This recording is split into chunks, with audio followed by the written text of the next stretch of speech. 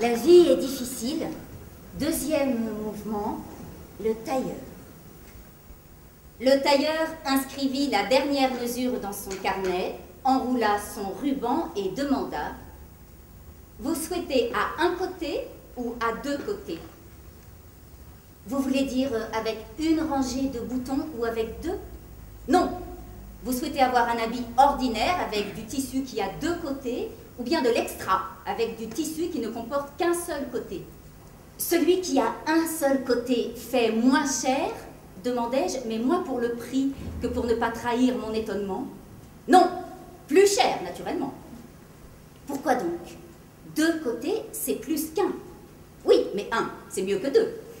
Pourquoi mieux? Parce qu'avec un, le doute n'est pas possible. Il n'y en a qu'un, point final. Alors qu'avec deux, on a sans arrêt des problèmes. Alors, eh bien, dis-je, ce sera comme d'habitude.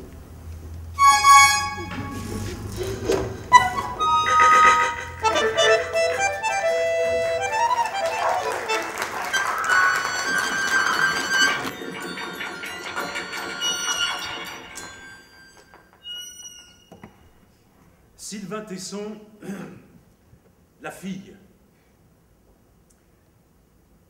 Quand Jenny, égérie de la maison Gucci, tomba du voilier en mer, elle eut le sentiment que ce qui se passait n'était pas réel et qu'elle allait se réveiller d'un cauchemar. Ensuite, elle imagina que le temps allait remonter son cours. Puis, comme les secondes s'écoulaient, elle se persuada que la force des choses allait la ramener sur le pont et la vie reprendre son cours. Mais lorsque l'eau salée entra dans ses sinus, elle fut forcée d'accepter la vérité.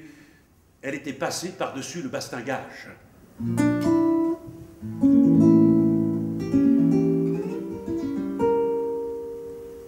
Dans combien de temps les autres s'apercevraient-ils qu'elle n'était plus sur le yacht? Il pouvait s'écouler des heures avant qu'ils ne s'inquiètent. À bord, pas plus qu'à terre, on ne se préoccupait de son prochain. On était parti pour une virée entre amis, c'était les mots qu'avait employé Eric au téléphone avec une voix vicieuse pour les inviter sur son bateau. La promiscuité avait révélé qu'on n'était pas amis. Dès le premier jour, chacun s'était cadenassé dans l'assouvissement de ses jouissances. Albrecht se saoulait, John ne pensait qu'au cul de Greta, Eric au bateau et elle à rentrer. Dire qu'elle supportait cette faune visqueuse de producteurs et de photographes depuis 4 ans, tout ça pour se retrouver en bikini rouge Gucci au milieu de la mer Égée. Le lendemain à midi, le capitaine du caïque Éphéméris, balayant l'horizon de ses jumelles, aperçut dans l'œilleton la plus belle fille qu'il eût jamais vue de sa vie, à demi nue, flottant à quelques centimètres au-dessus de la surface de l'eau, les cheveux défaits, sans connaissance. Il accosta contre le caisson en se disant qu'aucun des pêcheurs de Naxos ne le croirait jamais. Juste avant d'embarquer la fille à son bord, il prit une photo avec le petit appareil qui lui servait à photographier les bonites. Jenny se réveilla sur un tas de filets qui sentaient le poisson. Le capitaine lui adressa un sourire et, comme il était un peu impressionné par la beauté de la fille, s'abstint de penser belle prise. Il lui servit une tasse de café dans un carreau en métal rouge ainsi qu'un hareng à l'huile. C'était la première fois que Jenny mangeait un hareng à l'huile. Ce fut aussi la première fois qu'elle termina son assiette.